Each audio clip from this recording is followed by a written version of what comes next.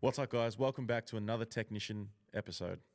Today, I've got the brother, Dr. Daniel Kirkbride, and we're actually going to be smashing the myth of needing to hustle and fuck your health up while you become successful. And bro, I'm really grateful to have you in here today.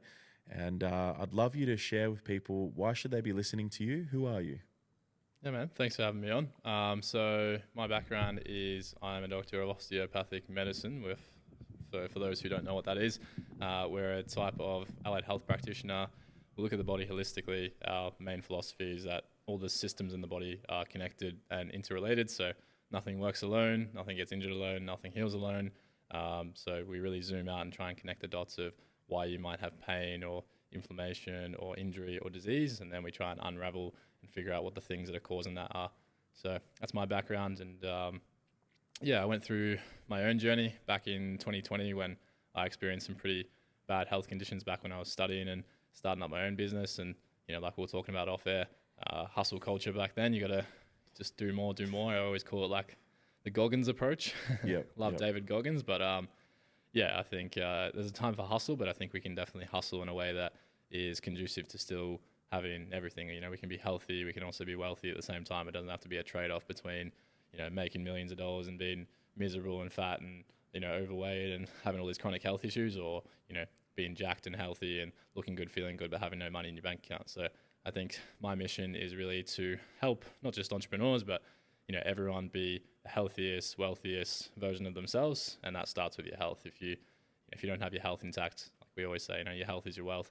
You're not going to be good as a partner. You're not going to be good as a father or a mother. You're not going to be good as an athlete. You're not going to be good as a business owner. So, that's really should be the core of where we start, is let's dial in our health and optimize where we can. And then we should start to see a return on investment in every other area of our life. Bro, great opening. Thank you. And let me echo that, because for anyone listening, last year, probably seen a few posts about it now for anyone that follows my stuff. Last year, I got like the fattest I ever have, bro, because I went all in business. I did the whole, I got to focus on it. I got to do this. I got to do this. And in that process, I got up to over 150 kilos. There was days, man, where I was struggling to get out of bed. Like I literally had to shuffle to the toilet. And the hardest moment for me was, we were actually with my fiance just sitting on the lounge, just watching a movie. And I went to get up, and I was like a fucking turtle on its shell. And it was so embarrassing. I said to my missus, "Oh, I'm so sorry for being this fat." And she laughed, just like, "Don't be silly, babe," the old like defensive thing. But just no. And I was like, "No, I need to be realistic about this right now. I just couldn't get up out of the fucking couch. I'm 33 years old at the time. This isn't right. Like, what have I done and to let my health get to this point?" Now, I let myself get, as we spoke before, the feather brick bus moment, right? I started to really have a lot of health issues too, where I was getting like real bad indigestion, IBS, like all these things. And as you said before, it's like people avoid these messages that are being sent to them clearly from their body that speaks to them. My environment was stressful. I was seeing so many one-on-one clients. I was just like hustle, making it work. So I'd love to, bro, here, paint a picture for the listener as to who it is should be listening and why. So what are some things they'll be experiencing from clients you see, right? How do they look? How do they feel? What's sort of happening for them? Yeah, so I mean, obviously, there's a bit of variety in terms of the specifics of what people will be feeling. I'd say the common main denominators would be, poor energy and lethargy. So, struggling to get out of bed in the morning, feeling really lethargic and tired. Lots of them are relying on, what's the next nootropic I can have, smashing caffeine, smashing modafinil and Ritalin, and, trying to use as many supplements and biohack their way out of, poor energy and poor lifestyle. That's probably the biggest one, which, makes sense for people in that space. It's like you are going a lot harder than the average Joe. You're not just going to work 9 to 5 and coming home. It's like you're hustling 24/7. Your brain's not ever turning off. So, obviously we've got to hustle, and you go through those phases of life where you are going to be pushing shit uphill, but, doing it in a way where we're still, not destroying our body. We don't have to be optimal 24/7, but can we do that in a way where essentially we have more balance between the two? So that's probably the biggest one, is energy. And then the second one you alluded to before is gut health, which is a big umbrella, but I guess for people listening, the earliest signs is going to be bloating, indigestion, heartburn, acid reflux, changes in stool, so diarrhea, constipation, food sensitivities, food intolerances are a big one. I used to be able to eat dairy and gluten my whole life, and then one day all of a sudden I can't eat dairy anymore. It's like, did the dairy change? Did the food change? Or did how your body's response change? And when you think of it that way, it's like the food's the exact same. It's just your internal physiology, how your nervous system or your immune system responded to that food was different. And your body's now seeing that as a stressor. And it's mounting a response against it. Wow, that's incredible.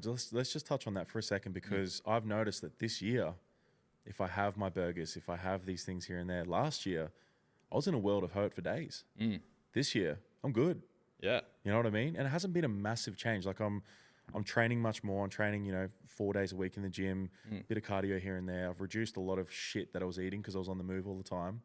But also just coming back to what I teach, which is the mindfulness aspects of your breath, your journaling, your meditation, presence, all those sort of things. So if someone was to really just start at the start, before we get to that actually, coming back and knowing those changes, why did you get into this, bro? Why are you so passionate about it? Because I can hear when you talk about it that you're like, people need to know this shit. What did you go through yourself and do for yourself to know that people need this in their world? Yeah, I mean, I kept it pretty brief before because I don't like talking about myself. No one does, right? I guess, for context of people listening, like I've been there, I've done that. I've ran, 4 businesses now that have been multi-six-figure, personal training businesses. I've ran a clinic in Melbourne. I've ran a clinic up in Gold Coast. I've ran 2 online businesses coaching other practitioners how to do this. I've run my own coaching business. So I've hustled plenty in my life the last 10 years and built, these businesses to where they're at, and not always done it the right way. I'm glad to say the most recent sort of 2-3 years of my life I have been, but I went through a period from, sort of 18 to 25 where, it was doing everything that I don't do now. And it was, eating shit food. I'd literally remember waking up, I was living in Adelaide at the time, and I'd wake up, drag my feet to the shower, be like, got to do the cold shower. Hopefully that will give me some energy. Cold shower would butt me up for 30 seconds. Joe Rogan said it worked. Yeah, legit. So at that point, it was just chasing dopamine, bro. It's like, it's just flogging a dead horse. Yeah. I'd wake up, be like, that 4 hours sleep, but the cold shower is going to get me going. That's all that matters. And we can talk about that later. It's like, you know what I mean? You're stepping over $100 bill to pick up a $2 coin. Just doesn't make any sense. Yeah. You're completely missing the point here. So yeah, I'd go through that phase there where I remember there was a good 6-month period where I'd wake up, feel like absolute shit, have a cold shower to try and make myself feel less shit, get a little bit of a buzz. Then I would move on to the caffeine. I'd start the day going through the Macca's drive-through and getting an iced long black with a double shot, and then dropping that with a modafinil. And then lunchtime, come around, another modafinil and an energy drink, working until 8 or 9 p.m. And outside of that was like, there was no connection, was a big thing as well. There was, no prioritization of my health or my mental well-being. It was just eyes on the prize. And I'm sure we can all relate to that at some stage in our life where it's like, I don't have time for my partner. I don't have time for I don't have kids, but I don't have time for kids. Not that I'm aware of. I don't have time for my kids. I don't have time for my pets or sport or anything. It's just like, I just need to hustle. So yeah, I can relate to that. And I've been there, done that. And through that experience myself back in 2020 was when it got to its peak. And yeah, I was proper, can we swear? 100%, bro. Yeah, I was proper fucked, bro. Like literally, like I'd barely struggle to get out of bed. I'd go to the gym and I would be able to do maybe 2 sets of a dumbbell shoulder press, like not even a hard exercise. And it'd be like, like that's me done. I gotta go have a nap. Wow. How old were you at the time? 2020, 25. So yeah, I was the peak. Still super young. And that's like your, like usually like peak physique, peak like energy. That's when the test should be high. Yeah. All the sort of things, right? 100%. Well, yeah, we can dive into how we got to that point if you'd like to. But yeah, at that point, that was like the pinnacle of how shit I felt. And yeah, at the time, you do what you're meant to do. You go to the doctor, you get a blood test. Doctor says blood test is all normal.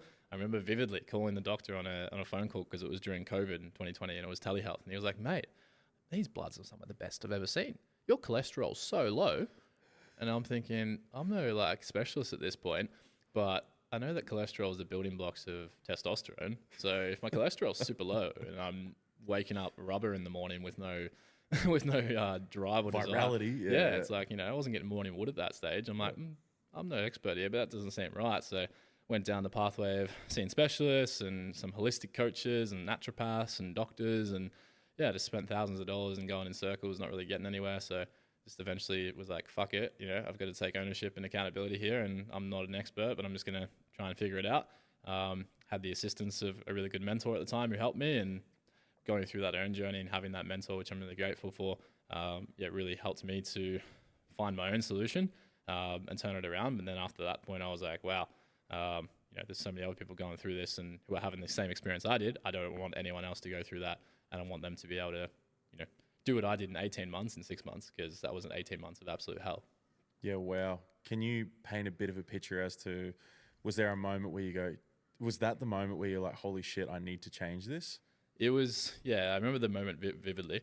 It was a good 6 month period there where I just kind of kept telling myself it was okay, it was all right. It was like I was making good money, business was pumping, everything else was burning down, my relationship, my health. Yeah, who cares about that? COVID was happening at the time, not in my control, but it was a pretty tough, dark time for me, to be honest, across the board. But I remember vividly one day being at the gym, because the gyms are still open in Adelaide. Apparently they didn't know COVID existed back then. Interesting, yeah. The one little spot that COVID didn't travel. Shout out SA. Yeah, doing something right. Yeah. And I had a client coming in at like 1 p.m. or something, and it was like 11 a.m. And I went to the gym to do those couple of sets of shoulder press. And I was like, I'm really cooked. And I came in, sat down for a minute. I'm like, I'll be fine. I just need a few minutes. And I just gradually went downhill. And I'm like, I'm going to have to cancel my client. Like, I can barely stand up. I was like, thought I was going to pass out. Had to call my girlfriend at the time and get her to pick me up from the gym. And I went home and I slept from midday until 8 p.m. And you know what the best part was? I woke up and I still felt like shit. Wow. I wasn't like one of those revitalizing sleeps where you're like, oh, I feel so good, I needed that. I woke up and I was like, I feel just as bad, if not worse. And then I'm like, oh no, I'm not gonna be able to sleep because I've just slept 8 hours. And then I went back to bed at 9 p.m. and I slept for like another 8 hours and woke up at 5 a.m. the next day. So at that point I was like, yeah, this is not serving me. Something needs to change. And I kind of realized that what I was doing wasn't working. And that was when I reached out to a few different health coaches at the time and just tried to find the right solution. And decided I was going all in, put my money where my mouth was, blood tests, stool tests, all the supplements, just dedicated the next 6-12 months to healing. I got rid of my clinic at the time. I was in Melbourne, had my own clinic, and had a house in Melbourne. So got rid of the clinic, got rid of the house, ended my relationship at the time, and flew up to Gold Coast and decided that it was time to have a fresh start and go all in on my health. And I just spent the next 6 months being religious and very selfish. Even just that makes me so happy that people like yourself who are now helping people had that moment of clarity to go, I need to change this or I'm going to get really fucking bad. Because how many people get to that point like you did, bro, and just keep trying to push through without realizing that, at 25 years old, usually you can keep pushing through. But 5 more years of that, and you get to 30 and you feel like a 50-year-old, as you said before, you've got some sort of internal shit that's going on, some sort of disease that's building, whatever it might be. But you made the decision to go all in. And I wonder what usually stops men, I know this has stopped me in the past, and friends, family, was there fear around actually finding out what was actually wrong with yourself? Yeah, 100%. Especially as a dude, it was like, I remember I bought a sperm test at the time and it sat there for like 6 months. Gotcha. Because I was just like, I'm infertile, like I'm cooked, like my test is low. Didn't want to go, get a blood test. I'm like, what if it's, sounds dramatic, but it's like, what if it's cancer? Like, what if there's something really bad going on? It's not, I guess it's not abnormal to be thinking the worst when you're in those situations. But yeah, it definitely held me back for a bit. And then eventually I was like, all right, I can't fix what I don't know. So the first thing is, if you're going to, like in business, if you want to make $1 million, what's the first thing you do? You need to figure out what the current problems are that are holding you back, devise a plan, and then reverse engineer it, and then execute the plan. You don't just go, I know that my business is currently fucked and I want to make $1 million, but I'm just going to keep shooting in the dark and hope that I make $1 million. Like, it doesn't make any sense. But so many people do that with their health. I was having a conversation the other day with a guy who was looking to do some coaching with me. And I started the call by asking him, like, do you track your finances? Like, yeah. Like, do you have like KPIs around sales? Like, yeah. Do you have KPIs around marketing? Yeah. Do you track your accounting? You have some metrics? Yeah. Your team has all that? Yeah. Cool. Do you know what your resting heart rate is every day? What? Do you track your food at all? No. Do you track your training? No. Like, so how do you expect your health to be better when you're not tracking anything? And I always say to ask them that question on purpose, because most of them are like, yeah, like what's the point? What's the point? What's the point? It's like, it sounds so obvious. Yeah, if you want to build a business, you need to have KPIs, you need to have metrics, and you need to track those things. But you ask a business owner about those questions about their health, and 9 out of 10 of them will look at you like you have two heads, and 1 out of 10 will say yes, but they don't really know what they're tracking and why they're tracking it or how to actually interpret and read it. It's like, well, okay, what if we were just to do some simple things consistently and track them and treat it like, cool, we're going to have a weekly review, a monthly check-in, a quarterly review, and every quarter we review your bloods, we review these metrics on, get yourself an Oura ring, assess your sleep, assess your activity levels, assess your nutrition, and then we can start to make micro changes over a long period of time. And you're going to start to see macro results from these micro changes. How do they usually feel in the beginning of taking that on? Do they avoid the work sometimes? There's one of two people usually. There's the ones that are like, fuck yeah, and they want to go all in. They want to test absolutely everything, that type of personality profile. And then there's usually the other one that can be a bit overwhelmed and doesn't want to bar over it. They just want you to fix everything for them. And obviously different strategies for different people. But my thought process behind it is just, what we're saying before. It's like, even though you might not care about your health, if improving your health was to help you make an extra $500,000 or to improve your productivity by 10% per year, even if you just, an average Joe, John and Jane just going about your life, it's like, it doesn't have to be about money. It's like, if you improved your energy and productivity 10%, what's that going to mean for you as a father, as a partner, as a business owner? And if you can't see that, I feel like you're missing the point. So to me, it's not a choice and a luxury. It should be an absolute necessity. Like, if you lose your health, if anyone's ever been sick before or debilitated, like, even in your situation before where you tried to get up off the couch, it's like, when you get to those points, you realize nothing else matters. And like, if my health is fucked, I am fucked. And if I'm fucked, I can't help anyone. If your mission as a business owner is to create impact, who are you impacting when you're dying 20 years earlier? Who are you impacting when you're operating at 70% of what you could be because your energy levels are so poor and your empathy bucket's low because you're just so grumpy and tired and, all the time? Dude, just on that, I'd love you to do something for me and for the listener. My name's Jeff. Yeah. I walk in, I'm like, hey Dan, how you doing, man? I run a business that's making good money, but it's also changing lives on a macro scale. Like, thousands of people rely on the business that I run. I sit down, I'm like, yeah, mate, like, business is great. I haven't really been able to see the kids much lately. You don't get to run around anymore. Body's a bit shot. I feel like I don't have any energy. Me and the missus don't really have sex anymore. Yeah, mate, I don't know. Like, I feel like I'm doing everything right, but why would I want to, like, Steve said to come and see you and change my life, apparently. Why should I be doing this? I mean, hearing that breaks my heart, bro, because it's like, you're missing out on so much. Like, that's the first thing. I feel like I have a good balance of empathy, but also kicking people up the ass. Giving the real shit, right? And because I've been through it and I know it and I've seen it so many times, it's like, I used to be the nice guy and I'd be like, oh, it's okay. It's all good, bro. Just don't do anything about it. Like, come see me when you're ready. But now I'm like, what was his name? Jeff. Yeah. It's like, Jeff, like, you got to put that bloke in his place and be like, mate, like, do you not see that as a problem? Like, your relationship's going to turn to shit. You're not being intimate with your wife. Your connection with your wife is poor. You're missing out on, all these experiences with your kids. Like, why does it matter? Like, you're making $1 million a year. Awesome. But you're missing out on the most important things in life. The whole point of a business is to create impact and help people around you. But also, why do most people get into business? They don't want to work for someone else. They want to do things their way. They want to have more freedom and autonomy and more money. But really, if we dive deeper, why do people want autonomy, freedom, and money? So they can choose how they spend their time and do more of what they love.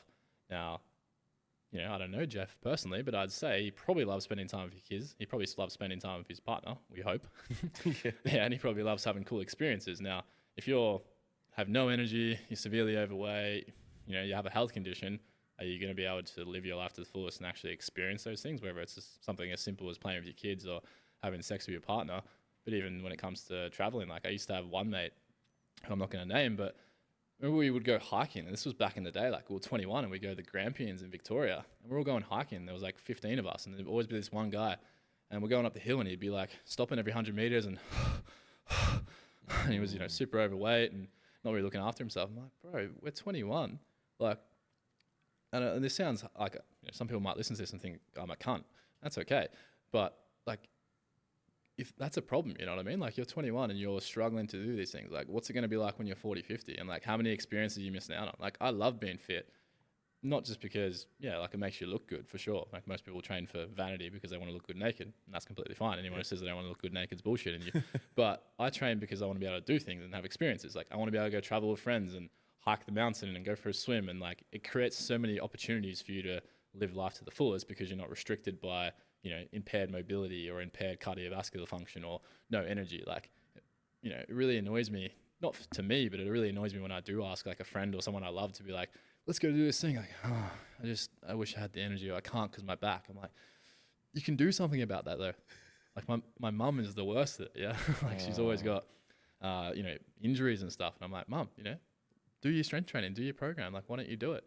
Obviously I'm getting a bit revved up now, but that's just great. Yeah. It's like, that's why I do what I do, because I hate people missing out on experiences. And fuck, we've gone on a massive tangent here, but I guess circling back is, to Jeff and everyone else in that position there, it's like, I think a lot of times they're so far disconnected, and that's obviously we can talk about stress conditioning, nervous system, and what happens there. But they're so far disconnected from what's happening that they kind of miss the point, and then they're not seeing the value in actually putting that effort into their health. So it's like shifting the value back into that, so they can actually see it, and then once they can see the value, then they can attach an outcome to the value, and they're more likely to actually follow through and do the things. Bro, thank you for that just there, because that lit me up, because there's so many people in my life. I was that guy last year. Shout out to Semi Rayathava, and I said this in another podcast where he straight up said, bro, you've gotten so fat. And I was like, damn, you're right. And him being honest and real with me is actually a massive part of why I made a change. Right? So I felt that passion then, bro. And what I'd love you to do now with another role play for the listener. Yeah. I'd love you to just close your eyes, dude, and just rattle off whatever's in your heart about why this listener should start to fucking sort out their health, because I'm getting emotional now thinking that there's people that aren't going to be there for their kids. I can't deal with people letting shit get to a point where their kids suffer. How dare you let your shit get so bad that the kids have to fucking suffer? I can't deal with that anymore, man. Like I can't, because on myself, I had this come up last year where at the time being 33 years old, it's 33, bro. Like that's not fucking old. And I was that guy who was walking up the hill and puffing like crazy. It's not 21, but it's fucking 33, guys. Like at what point did we decide that an age determined how you're supposed to fucking look and feel? That's bullshit. I'm not buying into it. I know you don't, which is awesome. Oh man, some of the healthiest, fittest people I know are 50, 60. Yeah. Some of the most unhealthiest people I know are 21. So I think this comes down to radical ownership, radical accountability. Yeah. Like it's definitely piss some people off, but I'm beyond the point of giving a fuck, to be honest. If it helps 8 people and pisses 2 off, I've done my job. 100%. But yeah, I think it just comes down to taking ownership and accountability. Yeah. Like, it's just a bullshit excuse. Like you probably used it. I used it. It's like, I'm just so busy. I don't have time. It's like, man, I'm the busiest I've been in my life right now. The last 2 years have been absolutely complete chaos. I'm sure it's the same for you, but it's like trying to grow a business, trying to manage a relationship, trying to keep fit, going to the gym, launching products, launching courses, traveling to present. Like there's no reason you can't do it. It's just a matter of prioritization and time management, and seeking help is the biggest thing. Like if you look at that and you're like, I'm so overwhelmed, how am I going to fit all that in? It's like, well, let's again take a step back. It's like, are you outsourcing? Have you got a coach? Have you got a mentor? Do you have people around you that are going to help you? Because you can't do it all yourself. That's the biggest thing too for me. And for you, it's like, I've got someone who helps me in business. I've got someone who does my programming. I've got someone who helps me with health. Like myself, I have a health coach and a fitness coach as well. So it's like you need to look at it and look at taking ownership and be like, how can I get this done, rather than how can I let this be the excuse? Because you either win or you have an excuse. Which one do you prefer? Would you rather be rich, healthy, and jacked? Or would you rather have a bunch of excuses of why you couldn't do that? Bro. I know which one I choose. Yeah. Let that sink in for anyone listening, because I know I know probably every listener right now thinking, because I know I need to sort shit out. Like, yeah. Dan and I spoke about this. We're going through a protocol, and part of me was making excuses about money. Like, well, that was real, but why not just get a couple more clients to fund my own health so then I can have more clients? This is an area that, again, I call bullshit on most people because I was at a festival maybe a month ago. Fisher. I love a boogie. Yeah. That looked unreal, by the way. Oh, it was great. Yeah. And actually, let's use a different example. But, you know, you go to a festival and there was one guy that I knew a few years ago and I've been trying to help him with his gut for a while and he's like always reaching out to me, I want to work with you, I'm like, cool, man, like we need to do this blood test, would recommend we do a stool test, like supplements going to be this much, this is my fee, etc. It's like, oh, dude, that's so expensive, like, blah, blah, blah. Every week, you know what I see this motherfucker doing? Going out. Yeah. And it's like, when you think about it, it's like I asked him to pay for a test. It was $200, a blood test. That's fuck all. Yeah, $200 is the key for this story. How much is a bag of Coke? I have no idea. About $300. Okay. Yeah, a bag of Coke is $300. Yeah, and this guy in 30 seconds made a decision to buy a bag of Coke, but for the last 6 months wouldn't even invest $200 in a blood test. That's what I mean. It's like, and this isn't having a go at the guy. It's just the reality of it, look at it. It's like how many people might not be a bag of Coke, might be $200 of alcohol on the weekend, or $100 of Uber Eats. It's like you don't even think about it. Like the cognitive dissonance of just $50 on Guzman, $50 on grilled, going out to Yochi, buying cocktails and margaritas with the girls on the weekend. It's like I guarantee every single person. I'm not their accountant or their bookkeeper, so I'm not going to get someone on a call and be like, "Show me your bank account." But if I guarantee I show every single person listening to this, if you made an excuse about money, show me your bank account. I guarantee I'll find $100, $200 a week where you're just pissing money out that you could be investing into your health. Which, for someone like yourself or any business owner, especially, it's like if you have the capacity to make money, like you run your own business and you're an entrepreneur, like you are the most important thing to making money. So if your health is better, your productivity is better. If your productivity is better, and you have a good product that obviously has, is getting results, then every dollar you spend on yourself is going to be a $10 return on investment. So I think just reframing that for a lot of business owners, especially, like for general population, they don't have the capacity to make money if they improve their health, but it's still going to have benefits in other areas, like kids, their energy, all these other things we talked about.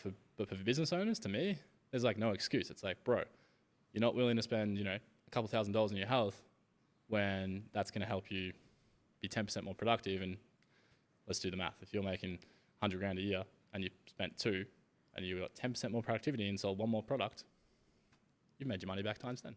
Couldn't agree more, man. And thank you for calling out those people and myself, because when you said that message, I actually created a little health bank account in my ANZ account. So it's there, it's building, because I'm like, fuck. And even just this podcast right now is like, yeah, this needs to happen. Yeah. It's like, get that all sorted in one big hit of the stool samples, the bloods, get it all done. Because then I know, because there is definitely fear in me where I'm like, there is part of me like, what am I going to find out about myself? Yeah. What is there? But it's like, fuck the fear. Were you going to wait another 10 years and find out that, like we said before, that you've got some sort of like cancer that's built up because of this, this, and this? Now, I'm not saying that's what will happen, but there's possibilities that the stresses in my life, the shit that I'm eating, things that are inflammatory that I'm not even aware of because I haven't had the test done. It's like, I need to be here as the technician to help people. I need to be. Yeah. And that rant I just went on before with the emotion, I feel like I was talking to myself too. Yeah. But respect that, man. That's what, even if it's not, you've identified and you're cool, it's not something I can do right now. And it's like, for some people, it's like, yeah, you can't do it right now. I'm never going to have a go at someone being like, okay, I literally don't have the capacity to do it. Yeah. But I think it's just, again, having the internal reflection and having that radical accountability and transparency to be like, all right, am I full of shit right now? Or do I physically not have the funds to do this? However, I'm going to go and seek a solution and find a way to make it happen. Yeah. It's like, there's two types of people. You find a way to make it happen, or there's people that are just going to keep going out every weekend and keep doing those things and then keep complaining that they feel like shit. Or the business owners that just keep going, I just don't have the energy. I wish I could have more energy for my partner and my kids and these things. But it's like, all right, what are you actually doing, bro? Yeah, let's break down what's your day-to-day. Yeah, and I think, side note, but people always think about time and how busy they are. But a big thing I always think about, and this is something that was a big breakthrough for me, I was working like 12 hours a day back when I was building that initial business in 2020. What was that, PT? I was doing, it was basically the start of my online coaching, and also I launched an online mentorship program for other practitioners, so teaching practitioners about what I do and how to practice. Yeah, that's cool. Yeah, exciting. Relaunching in a month, actually. Keep an eye out, guys. Is it what's it called? Is it going to be called anything or just under your name? It's the Movement and Medicine Academy. Cool. Yeah, so teaching well done. allied health practitioners about integration of movement medicine, how to help with clients with pain, injury, and get back to performance. So pretty much just everything I do, but teaching other practitioners the skill set and the strategies that I use to help people. Dude, that's epic. Which, again, ripple effect. If I can help 100 practitioners and they'll see 100 people, it's going to be a lot more than I can do one-to-one. Well, that's you changing the world. By helping others. Like, you've already built an incredible system by the sounds of it, and the knowledge you have needs to be shared with others to be like that. This is something I've spoken about the last couple of years, is wanting to create technicians. So having people that do what I do. But I've realized, dude, and I know this is all happening for a reason. It always does, right? Let's get a little bit woo-woo for a sec. Yeah, love it. I've had some really brutal things come up for me emotionally, old wounds, like inner child wounds around friends leaving, things like that, over the last couple of months. And I'm well aware with what I do is that this is happening for me for a reason. New level, same devil, spiral dynamics. It's all the same shit, right? So what's happened in the last 3 or 4 days is some really old wounds for the new Trav. So like things that happened when I was, say, like 15, 20, whatever. It's like the old emotion comes up, the old belief. Oh, yeah, there we go. Of course this happened. Of course no one gives a fuck about me. Of course, whatever it might have been. Because I need to integrate those parts of me to be able to go to the next level. So as soon as I went through this shit, because we have to go through it to be with it and integrate it and be okay, I'm not broken, I'm just becoming me again. And in these moments, I've gone, holy shit, I realize what I need to do moving forward.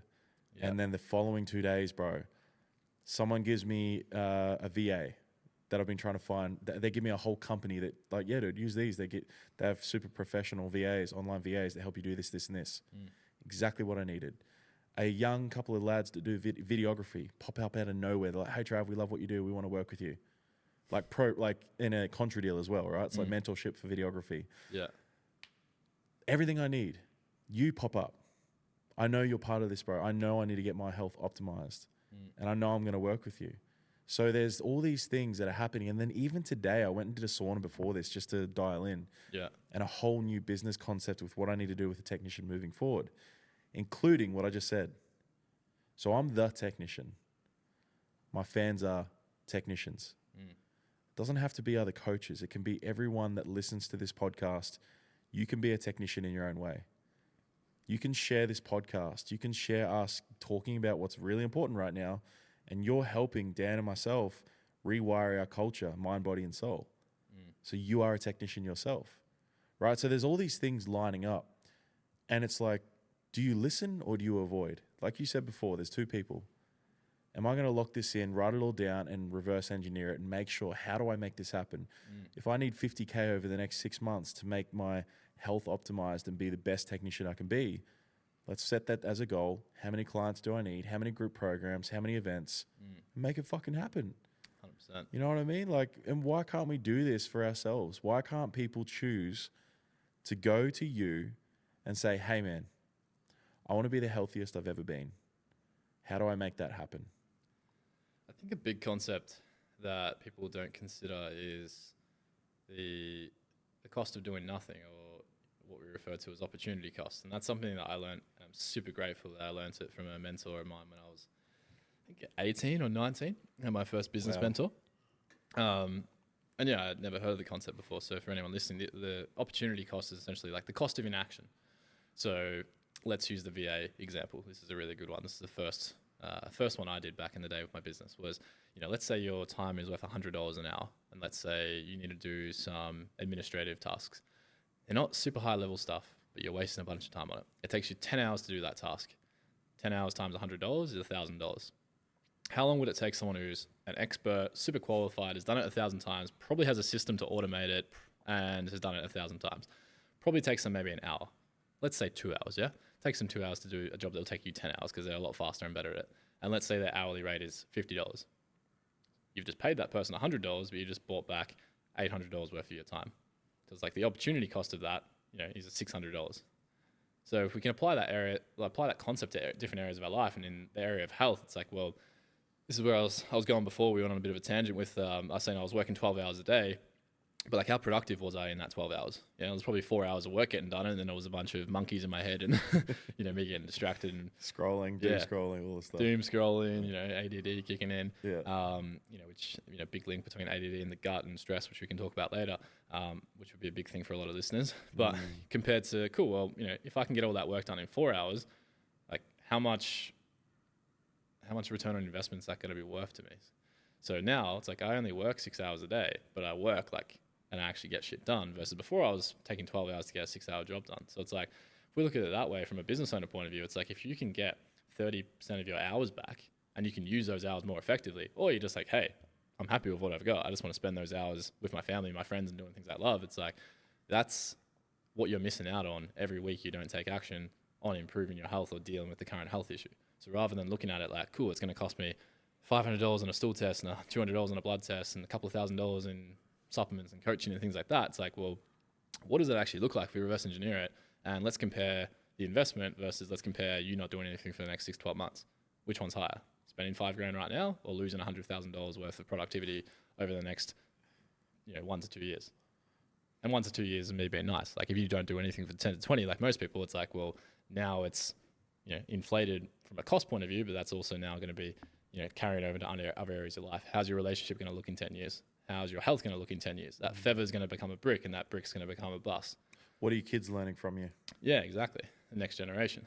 But yeah, I think the feather, the brick, and the bus is a really useful one. You know, like we were talking off air before about, you know, any symptom that you get is just your body trying to communicate to you that something's not right. Bro, sort your shit out. Yeah. It's like, imagine you're driving your car on the freeway and you're driving, and while you're driving, the red light flashes saying, check the engine. Oh. Yeah. That's a symptom, yeah? That could be bloating. It could be a headache. It could be a migraine. It could be a food sensitivity. You ate something, you didn't feel too good, you had to go to the toilet. They're all symptoms. They're all feathers. But most people, because it's so common in our society, we mix up the difference between normal and common. Yeah, like most people, bloating's normal. It's not normal. 8 out of 10 people have bloating, but it's not normal. Yeah? 8 out of 10 females have really painful periods, but it's not normal. But because they congregate and get into a, you know, ask all their friends about it. Oh, you get it too? Oh, yeah, okay. Oh, you get it too? Like, it must be normal. It's not until someone comes along and says, hey, I had this conversation yesterday, which is why I'm using this example, was a 17-year-old girl who was saying she spent 3 days in bed at the start of her period every month. And I asked her the question before that was, you know, when you get your period, do you know, get any pain that's, you know, unusual or abnormal? She's like, no, just the usual normal pain. And I was like, let me reframe that question. On a scale of 1 to 10, like, let's say 1 or 2 out of 10 pain for the first few days is normal. What would you rate your pain at? She's like, oh, like an 8 out of 10 the first few days, like can't go to bed, can't go to school. I have to stay in bed. I'm like, okay, that is not normal. And that's the disconnect we deal with, where it's like, she just told me I just get, you know, the normal pain for a few days, and she's getting that. And this is a common thing that I'll deal with, where it's like people come to me like, oh, you know, I'm just having this and this. I just have to go to the toilet every time I eat gluten. You know, I just get bloated every time after a meal. I have to lie down for 2 hours after I eat this food. And it's like, these are all symptoms that you're just ignoring and you're brushing them off as normal. These are the feathers. And if you leave those things long enough, the feather becomes the brick. And that's where you start to then, you know, advance to having conditions, which, you know, we put labels on. You've got condition of this organ or this organ. And we start to compartmentalize the body. And that's a whole nother problem, because we start to look at things through a lens and we kind of lose sight of the holistic approach, which we can go through later. And then we leave that for long enough, or, you know, we say, sorry, there's nothing that can be done about this. It's irreversible. You're just going to have to live with it. And then eventually that gets even worse. And then we start to see more sinister outcomes that come, you know, 10 or 15 years later. So if we think about that and reverse engineer it, it's like, well, really the first thing we ignored was the symptoms. We ignored the red light flashing on our dashboard. We kind of just put a T-tail over it and kept driving and played ignorance. And then eventually our car broke down. We popped the hood and said, oh my God, you know, the engine's fucked, and now, you know, now I got to see a mechanic, and the mechanic is so expensive. It's like, well, it's a lot more expensive to fix it 5-10 years down the track when you kept ignoring it. If you had been more in tune with your body, and this is where your work comes in too, it's like actually being present and being in tune and having awareness of your body and understanding what is and isn't normal for you, and then being an early responder to those symptoms and reaching out for help. Yeah, I love that, bro. And that right there is going to be clipped and put on YouTube as its own clip, because people need to realize it, bro. Like, it's as you said, when people take better care of their fucking cars than their bodies. Yeah, and they spend more money on them. Yeah, it's like people don't blink when they spend 50 grand on a car, but you ask them to spend a couple of $100 on their health, and it's outrageous. So yeah, but it's the same thing. Yeah, it's like you'll have bloating and you ignore it, and then after 6-12 months of that, you'll go to the doctor, and then it will be, oh, you've got IBS, or you've got, leaky gut or something. Crohn's or something like that. No, that's the bus usually. That's the really bad one. Yeah, so it's like, you might get bloated. That's fine. It's all right. It's easy. It's pretty easy to deal with. It's an early symptom that something's not right. Then you leave it for 6-12 months, and then it becomes a leaky gut or an infection or some sort of gut issue. And then we leave that for another 5-10 years, and then that's when it's like that can start to become a chronic disease or something more serious. So, but usually what happens, the way it progresses, is people kind of ignore it in the first and second phase, and they don't really do anything about it until it gets to the third phase. And then when they get to the third phase, it's usually, there's nothing we can do about it. It's, this came out of nowhere when no one saw it coming. It's like, did no one see it coming, or did we just kind of ignore it and keep driving? You know what's wild, bro? I just remembered I had my bus moment a couple of years ago, appendicitis. Yeah. Now, I didn't really get much feedback on how that actually happened. But do you know much about like how that could have, with the stress I was going through, how I was showing up with eating, all that sort of stuff?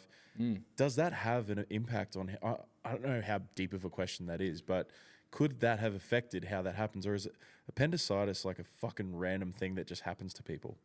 Never random. Yeah. No. So what are the last 4 letters of that word? Citis. ITIS? That's 5. We're both dyslexic. Itis. Anytime you see the word itis, it means inflammation. Yeah. Yeah. So inflammation is not random. Inflammation is a response from your immune system, and there's a plethora of things that can drive inflammation in the body. So I have this hierarchy, and I can share it in the show notes maybe, but I think we have stress. Stress is going to disrupt homeostasis. Homeostasis is like balance in the body.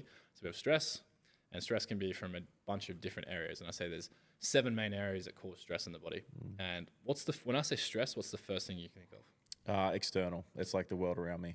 Mental, emotional, psychological. What most people think. And I have this conversation a million times a week. And literally yesterday, one of my clients messaged me. She's like, I don't understand. I don't feel stressed. I'm like, this is exactly what we're talking about. Because she's like, I don't feel stressed, but that's only one component of stress. So when I say stress, it's anything that's going to create disruption to homeostasis in the body and create internal physiological stress that you might not be conscious of, and most times you're not conscious of because you're so disconnected. And we have this thing called a hedonic set point, which is like you get used to feeling a certain way, and it's like, let's say 100 kilo squat's really hard for you initially, but you do a 100 kilo squat for 6 months, now that becomes easy. It's like you now have a new set point. It's the same thing for stressor. The first time you get bloated, it's a bit weird. And then after it's happened for 6 months, you're kind of like, oh, it's just normal. You have a new set point. And at that point, it's like you don't see that as a problem anymore. And that's why a lot of people are quite disconnected from their problems. So back to the 7. Psychological is number 1. That's where you do obviously a lot of your work. The other ones, we can have biochemical, can be from nutrition. So eating poor food, eating inflammatory foods, eating food-like products and fake foods. Look at the food in 2024. It's most people I talk to, they're eating 80% of their diet's not even real food. Yeah, it's like a lot of inflammation coming from food. Lots of, I notice these fancy like protein snacks that have 75 different ingredients to make it. Yeah, exactly. Emulsifiers, thickeners, guar gum, seed oils. Shit you can't pronounce. Yeah, exactly. So that's a big component of it. It's like literally, you are what you eat, and your body, everything in your body is created from what you put in. Like your tendons, your ligaments, your muscles, your heart, your gut, every single organ in your body is constantly regenerating. So your red blood cells regenerate every 120 days. Your gut lining is also regenerating. All these things in your body are regenerating. So what did you eat in the last 120 days? And would you be proud of how that's going to create cells in your body? Fuck no. Exactly. So it's like, that's the big thing. Number 1 is nutrition. Number 2, circadian rhythm. This is sleep cycles. Number 3 could be unresolved infections. This is where you see people talking about like parasites and candida and fungal overgrowth, which we'll talk about when it comes to appendicitis. Number 4 is activity. So it could be overtraining and under recovering. This is really big in 2024, the whole hybrid approach and everyone going David Goggins style and training. Everyone's running hard. hard. Yeah, 75 hard. Like all these things are great for the right person in the right context. If you're super lazy and you haven't been moving your whole life, cool. Like I'm so happy it's making positive change. But for some people, it's like it's tipping them over the edge because they're so stressed already, and now they're adding extra stress to their body. And let's chuck them in an ice bath to really send their nervous system up. Ice bath, running, gyms, like, it gets too much too soon. Well, there's the other end of the spectrum where it's sedentary behavior and you end up becoming, quite overweight and, metabolic syndrome, diabetes, cardiovascular disease, non-alcoholic fatty liver disease, these kind of things. So that's another one. And then we've got environmental and chemical. So environmental stress, yeah? So this could be things like EMF, can be pollutants, and then chemical stress can be things like we mentioned from food before, pesticides, herbicides, poor quality food, poor quality water. Water is a big one we can talk about. Even the products you use in your house, think your cleaning products, your skincare products, your for girls, their sort of makeup. All these things we don't think of as 1%ers, but it's like if all these things that we're consuming in our body, we're either eating it, drinking it, or applying it to our skin, which is our biggest organ, all these things add in stress to the body on top of the psychological, financial stress, on top of the training stress. All that stuff is going to summate and create stress in the body. And your body only has so much ability to buffer stress. We have a stress tolerance, yeah? And this is where the whole popularity comes of ice baths, where it's like you're trying to increase your stress tolerance or your stress capacity. It's the same as training my bicep. If I go to the gym, I train my bicep. Let's say I lift 10 kilos. I apply stress in a controlled, deliberate environment. 3 sets of 10 kilos.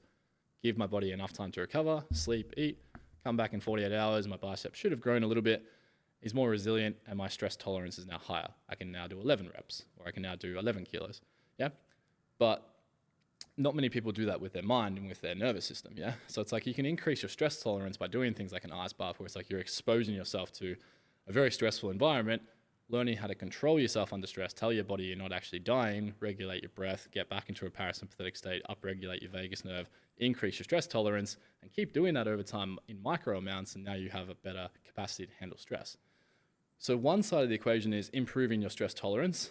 The other side of the equation that people kind of miss is actually what we remove, because everyone's so hyper-focused, like what you said, of like more, like more ice baths and more training and more things. But it's like if your system's already overflowing and we haven't addressed those 7 areas that I just talked about, you're kind of pissing in the wind. There's no point doing the ice bath and training and eating organic foods if you've also got all these other areas of your life that you're not actually removing. So, it's about what you can remove first before you add more. Make it simple. Yeah. Yeah, because I feel like a lot of people, they put it in the too hard basket.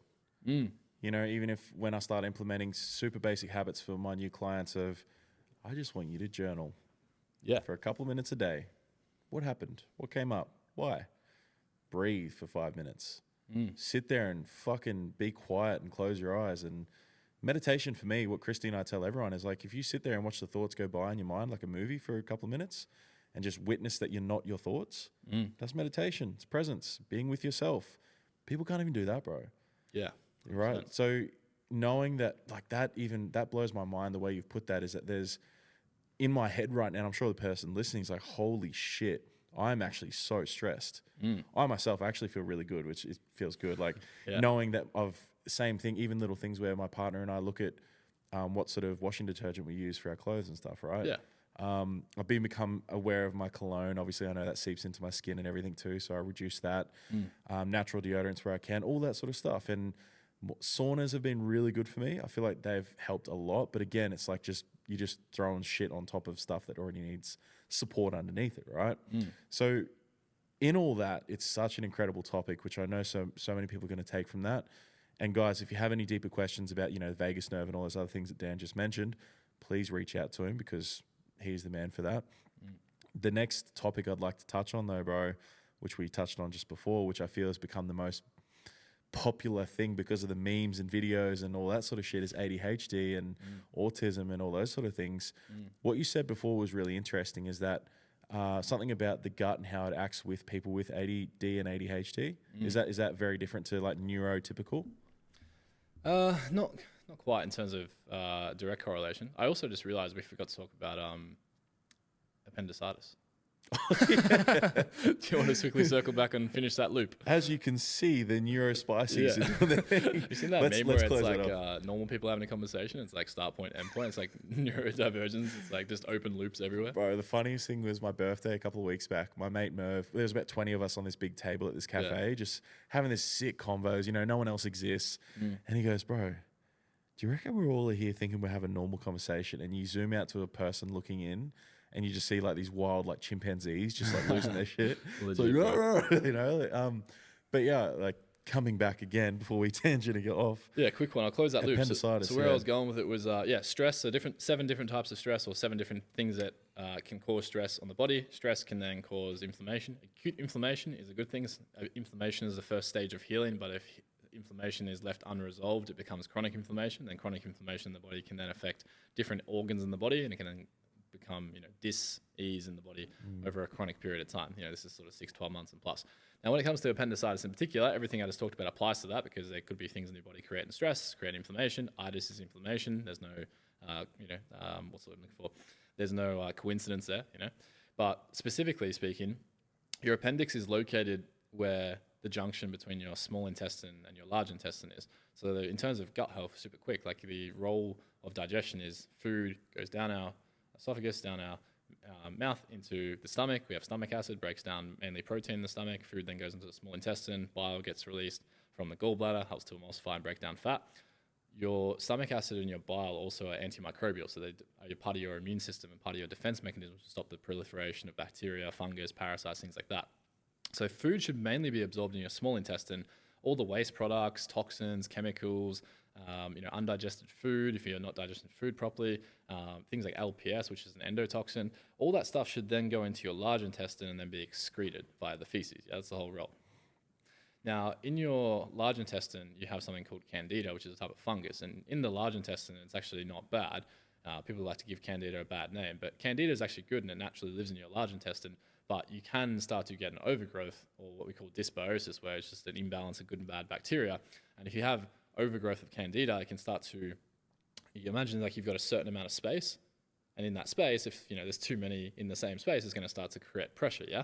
So if you have an overgrowth of candida, it starts to put pressure on that valve between the small intestine and the large intestine, and that's where your appendix lives. Yeah, so now you have inflammation around where the appendix is, and this is appendicitis, and then eventually it starts off as symptoms. It's inflammation, acute. If it stays too long, you can then start to actually have a rupture of the appendix, and obviously that's a bigger problem. But 9 times out of 10, if you went through someone's history when it comes to appendicitis, there's a problem or an unresolved issue with candida or fungal overgrowth. And you've nailed it. That's exactly what I've struggled with most of my life, up until recently when I've started to sort some of my shit out. But I was getting like the little white spots on my shoulders and back. Yeah. And they mentioned obviously that was like a candida overgrowth. Yeah, fungal overgrowth. And yeah, I've had a lot of gut issues most of my life, bro. And again, just that person was like, "Oh, it's normal. I poo this many times. I feel like that's just normal." Yeah. And it's like, well, just on that real quickly. Yeah. Is there an actual number of times for you to poo each day for it to be classed as healthy? Aim for 2 a day. Okay. 1 to 3 would be like the reference range, but two solid poos a day. Look up something called the Bristol stool chart. You want to be aiming for a 3 or a 4 on a Bristol stool chart and passing twice a day. Yep. Yeah, so you're not having like little flaky, like diarrhea style poos. You're like, like maybe diarrhea is like it's really watery, it's really sludgy. That's like a 5 or 6. Or you've got like a number 1 or 2, which is usually more the constipation, where you're passing little pebbles or it's not like well formed, which can be related. This kind of ties in well to our next question about the ADD in the gut, because obviously that's all gut related. It could be probably a conversation for another time, but leaky gut, dysbiosis, infections, damage to the gut. We definitely need a 2.0, bro. We've already nearly done an hour. Yeah, wow. But that ties into it. So like if you have damage to the gut, so what damages the gut? Everything I just talked about in terms of the 7 things. Antibiotics are a big one as well. So antibiotics, can disrupt the gut microbiome. They'll basically wipe. It's like a nuclear warhead. Imagine if I wanted to shoot you right now. I won't. If I wanted to shoot you right now, it's like a pistol probably seems effective. Yeah, for sure. I probably don't need an AK-47 or a Panzerschreck. Yeah, I know I'm pretty big, bro. Yeah, you are pretty big. Yeah, but that's the equivalent of like, okay, you've got like a slight overgrowth or you've got like a slight imbalance of bacteria in your small intestine. Rather than me use a pistol that is whipping out an AK-47, it's like I'm gonna kill you, but I'm gonna probably shoot everyone else in the vicinity as well. So it's just complete overkill, and it's like you're going to destroy the microbiome in the process. Yeah, you get the bad guy, but you also get a lot of collateral damage. And then over time, that dysbiosis, imbalance of bacteria, fungus, parasites, viruses, all the things that should live in harmony in your small intestine, then can start to cause problems, alongside with all the things I mentioned before, things that can damage the gut lining. When we start to damage the gut lining, the gut lining becomes more permeable, and that means basically things can cross the blood, across the gut wall easier and enter the bloodstream. So super easy explanation for people listening at home would be, when we start to break down and damage that gut lining, things in the small intestine that shouldn't be absorbed and should go to the large intestine to be excreted, like toxins, chemicals, etc., that stuff can now cross that barrier and enter your bloodstream. Do you really want toxins, chemicals, viruses, parasites, all those things in your bloodstream? Probably not. Probably not. Also, who's your defense mechanism? It's your immune system. So when these things enter the bloodstream, your immune system is going to be heightened and triggered, and it's going to mount an immune response. Now, an immune response could be why you eat a certain food and you start to get bloated, or you eat a certain food and you start to get itchy, or you eat a certain food and you get a pimple, or you eat a certain food and you start to get breakout in hives, you eat a certain food and you end up on the toilet. And that's what I was saying before. It's like, was it the food the problem, or was it an underlying problem that's being brought on by the food? So the food's not the problem, the food's the trigger. The food is simply just showing and exposing the underlying problem that already exists. Oh, dude, it's so fascinating. I think even how much do you take into account emotional suppression with that sort of stuff? Because for me at the time, bro, I was super angry. I wasn't letting go of anger towards someone as well. And I'd had some business breakdown and a lot of changes at that time. And I feel like that was almost like just the icing on top of all the other stress that was dealing with. Yeah, I mean, anecdotally speaking, I know quite a few people where it's like clients and friends where it's definitely unresolved or suppressed anger and gut issues, bowel issues in general has been a big one. Yep. And that's not my area of expertise, but that's something where I'd go, hey, if I did identify that, I'd be like, hey, go see Trav, go see Todd, go see any of those guys who can deal with it while we do the physiological side of things. Because it's always that we're saying off air, it's like a Venn diagram. You got the physical and you've got the emotional, but you're never going to get a resolution until you deal with both of those things. So yeah, in terms of ADD and where that comes in, obviously, I'm not a neurologist, I'm not a psychologist, so this is just my opinion. But what we do know as a fact is over 90% of your serotonin and 50% of your dopamine is produced in the cells of your small intestine. So for people listening at home, dopamine is the chemical, the neurotransmitter that's low in ADHD. It's also been obviously low in depression, and that's responsible for focus, drive, memory, motivation. It's our pleasure hormone. It's our reward system. So people think of pleasure, but it's actually our reward system. Yeah. So if you're low in dopamine, that could be, I feel really, I call it can't be fucked-itis. You're just kind of like, especially for business owners, like, why don't I feel creative? I'm sitting at I've blocked out 4 hours to work on this task, and I feel like I've only got 30 minutes of productivity in there because I'm just like, can't be bothered doing it. I'm lacking creativity. I'm lacking flow. My energy is really poor. My mood's really low. I'm bouncing between tasks. I can't stay focused. Like, I've got ADD. I've got to see a doctor and I've got to get Ritalin or modafinil or something like that. And it's like, that's going to help mask the symptom, but it's just going to create a worse problem long term. Kind of like saying, I've got low testosterone. I'm just going to go take TRT, or I'm just going to go take synthetic testosterone. It's like, it'll boost your testosterone, but I hope you're open to a long-term relationship, because as soon as you come off that synthetic, you're going to feel 10 times worse, and now you've actually shut down your body's natural production of those things. So dopamine's a big one, and that's going to be implicated in ADD and a lot of that group of conditions. And then serotonin is the other hormone. And serotonin's your feel-good hormone, your love hormone, yeah? Now with serotonin, it's also super important for bowel motility. So it helps to regulate your bowel and help you be regular in the toilet. So low serotonin can be a big driver of things like constipation, diarrhea. Serotonin's also a precursor, so it means like it breaks down. So you got serotonin. Serotonin's a precursor for melatonin. Most people have heard of melatonin before. Melatonin helps regulate your circadian rhythm and helps with your sleep, specifically like deep sleep as well. So if you have an unresolved gut issue because of, let's say, all these areas of stress in your life, maybe you've got an infection, you're not eating well, you're overtraining, you're eating like crap, you're not doing the right things, all that stress is now accumulated, created inflammation in the body. We're not dealing with it. We have chronic inflammation. We have breakdown of the gut lining. We have all these things entering the bloodstream. Now we're stuck in this cycle of inflammation, stress. Now that we have damage to the cells of the gut that produce dopamine and serotonin, it's really no surprise that you have poor focus, poor memory, poor attention span, you have poor sleep, you have poor digestion, and it's probably not the best solution to reach for nootropics and for medication. It's probably better to look back and actually figure out, well, what's the cause down here? That's huge, bro, because how many people, as you said before, will just go Dexies, Vyvanse, like all these different things. Well, would you say that a lot of people will benefit from that if they sort out the underlying as well? I know, as you said, you're not a neuroscientist, etc., but have you seen that people, if they sort the other underlying shit out, and then if they are having to take, say, Ritalin or something, they can still operate in a really well way? I personally wouldn't do it. I think there's natural, when you know the pathways, without going into all the biochemistry, it's like if you know the biochemical pathways of like what's actually happening, you can basically replicate any medication what that thing does with a natural supplement, like even like anti-inflammatories. Rather than taking Panadol, look into PEA. Look rather than taking Ritalin, maybe look into. I think I lost the microphone. maybe look into alpha GPC and things like that. Now, obviously, this is not medical advice and prescriptions, but these are just things where it's like you can always kind of seek out an alternative that doesn't come with the side effects and come with the baggage. Yeah. And then the final thing on that topic of ADD and I guess energy is this two-way direction between the gut and the brain we talked about off air. So your gut and your brain is a bi-directional relationship, which means there's information going from your brain to your gut and there's information going from your gut to your brain. Now, guess what the percentage split is? How much information is going down versus up? That's a great question. So 80% of information is coming from your gut to your brain, 20% from your brain to your gut. So there's 4 times more information coming from your gut to your brain, which I always take the piss and say when people say, just trust your gut. I'm like, you really want to trust that? Yeah. So obviously a bit of a piss take, but it's like if your gut is in disarray, and this is where we were talking off air as well about like doing all the emotional work and the psychological work. It's like it's going to be significantly harder to work through trauma and to work through a lot of the psychological problems when you have an internal state which is in complete chaos. So your body's telling you to jump off the cliff when you need to do completely opposite. Because what happens with leaky gut is, if you've got leaky gut, we only have one circulatory system in our body, like bloodstream, yeah?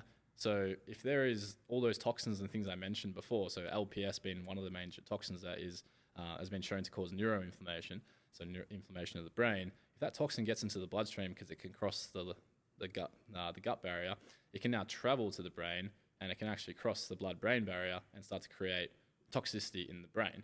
So it's like if you can now have neuroinflammation, we have an increase in glutamate, which is an excitatory neurotransmitter, makes you feel really fidgety, makes you feel really anxious. So if you have anxiety, things like that, high levels of glutamate.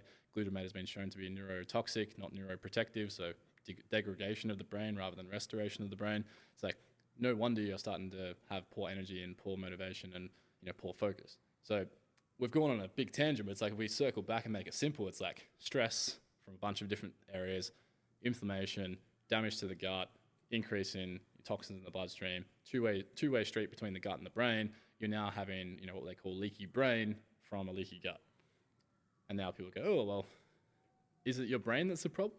Do you actually have ADHD? Do you actually have depression, or do you just have unresolved problems? Yeah, wow. And if that in itself is huge.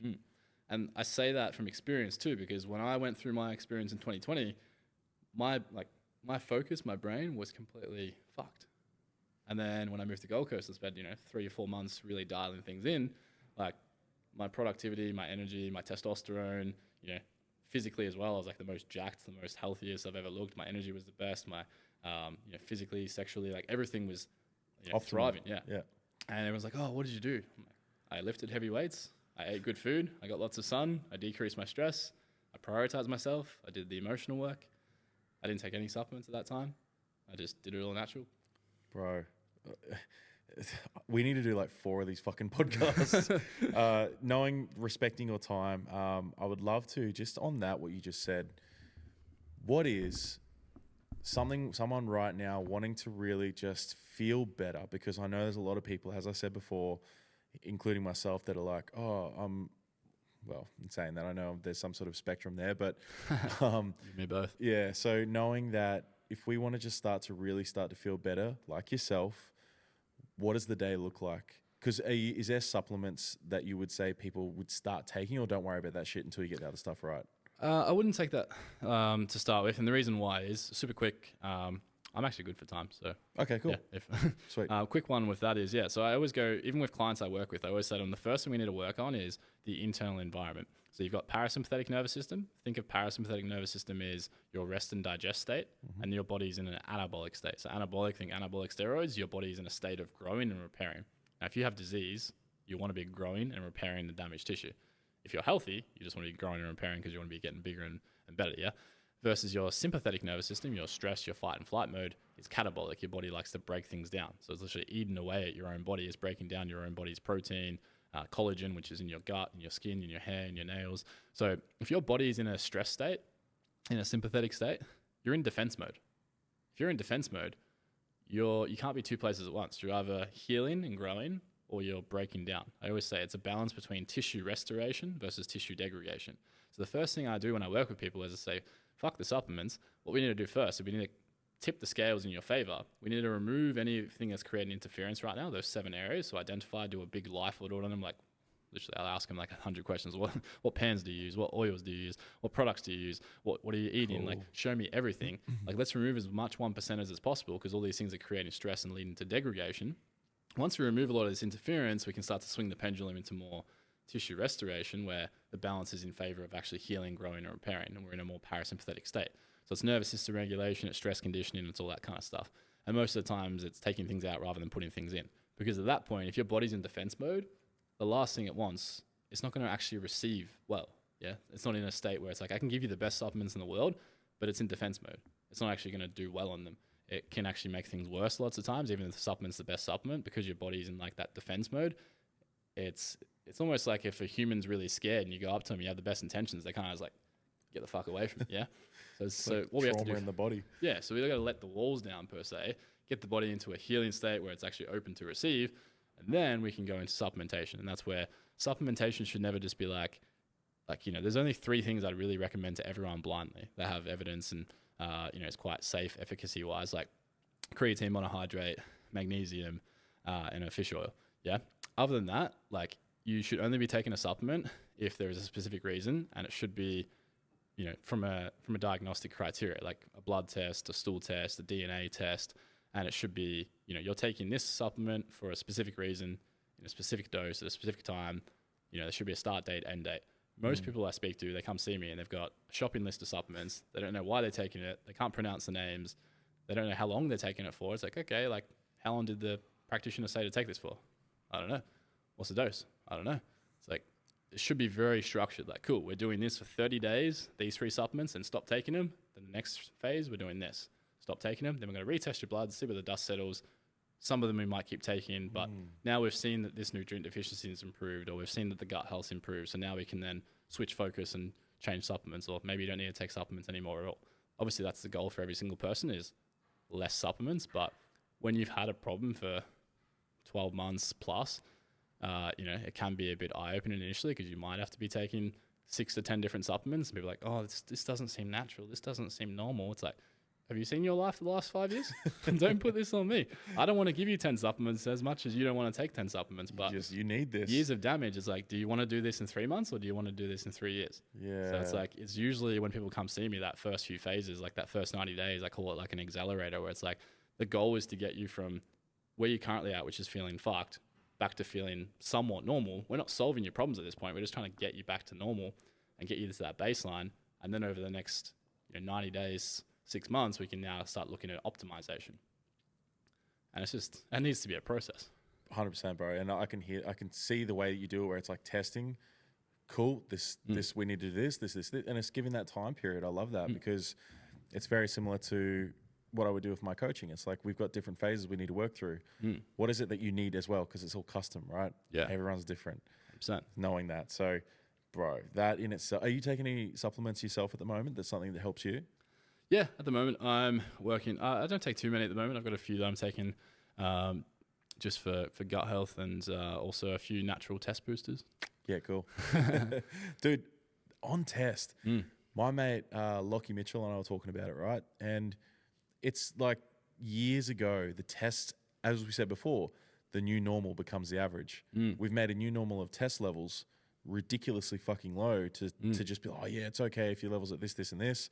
When like 50 years ago, it was like something like crazy high, right? Because those dudes were doing the real shit.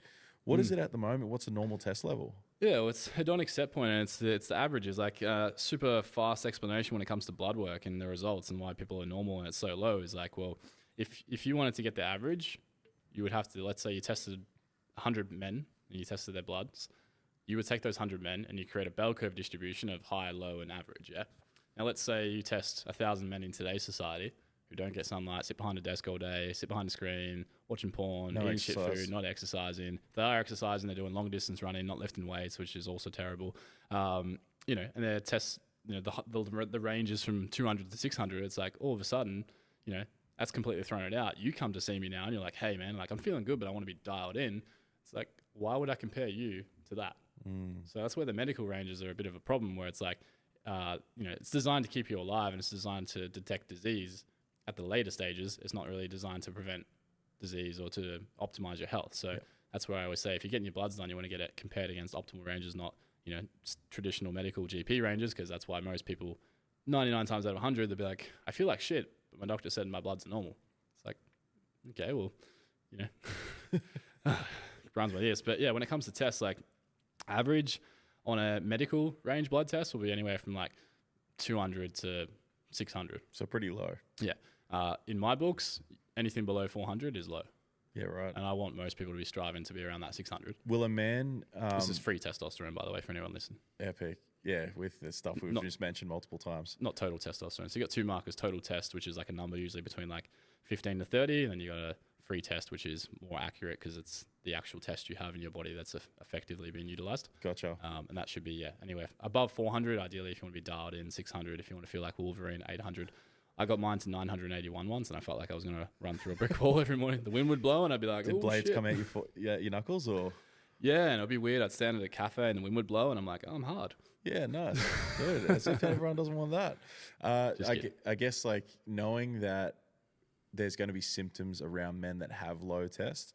Because my client, dude, he just got all these bloods done and a heavy metals test and all those sort of things. And he's a holistic GP that he sees. He's incredible. Yeah. Dr. Sandeep. And he was saying how much it was actually affecting his mental health. And that just by increasing his test alone, he started to feel fucking amazing. Yeah, man. Right? Big correlation. Big correlation with dopamine and testosterone. Gotcha. So, yeah, you can have very, low tests can be very depressive symptoms, and I'll attain to that. My testosterone was 221 back in that... When you were stressed? When I was, 2020, when I was at my worst, and then when I was at my highest, I was at 980, and that was like I would just look at a weight, build muscle, dialed in, super, 8% body fat. Oh, wow. Strongest. Veins popping everywhere. Veins popping, strongest it ever hairy been. Back? Didn't get none of the negative sort of hairy back, pimples, anything like that. It was still, normal. It wasn't if people are taking synthetic testosterone, TRT, or performance enhancing drugs, you'll see that free test is going to be 2,000. It's pretty obvious on a blood test. You'll see it everywhere now too, bro. Yeah. Physically, it's just everywhere. And the sad thing is it's on dudes that are 17 years old. Yeah, it's just education, man. Obviously, who doesn't want to have high testosterone and all the benefits that come with it, both cognitively and physically, but it's just an education thing. And I think I've got a video of this on my Instagram that people can scroll down and find, where it's should you go on TRT, which would be more than I can explain right now. But I think it's just making sure you have an understanding of what the end goal is, don't make a rash decision, and also understand the pros and cons, but also just at the end of the day, it's are you attached to the outcome or you're attached to the method? Because if you just want higher testosterone, you can achieve that, with natural alternatives, lifting heavy weights, dialing in your nutrition. And the biggest thing is stress. The biggest thing that will decrease, your free testosterone is going to be higher levels of cortisol, which is stress, chronically elevated cortisol. So dialing in on what creates that, which is what we talked about earlier, the 7 different areas. If those aren't dialed in, sure, you can take TRT and you can take PEDs, but as soon as you come off them, you're actually going to be worse than when you went on them, because not only have you not dealt with the issue in the first place, you've also now shut down your body's natural production, and now you're going to be 10 times worse than what you were before you jumped on. So, on that 7 areas of stress, bro, do you have any sort of document or something people can access to be able to see where they're at before they come and see you or something like that? Yeah, I think it's on my Instagram. If not, I can send that through. It's something I share quite frequently with people when they come and reach out to me. Yeah, because then if people are just bringing awareness to self to be holy shit, I'm cooked in this, of course I feel like shit. And then just seeing how much, I'm sure anyone that's listened to this today has just gone, holy crap, I know where I need to start to change my life. Even myself, I'm sitting here going, I'm excited, because I'm well, as much as there's fear underlying there of what am I going to uncover, because I reckon I've dealt with things that I've just called normal, right, for the last 10 years, whether it's the bowel movements or things that have happened. Even at one point, I know I had to get a colonoscopy and then put on the waiting list, and it never happened, so I just forgot about it. And I mean, things sorted out, I was fine fine. But what's the underlying thing that potentially is still there?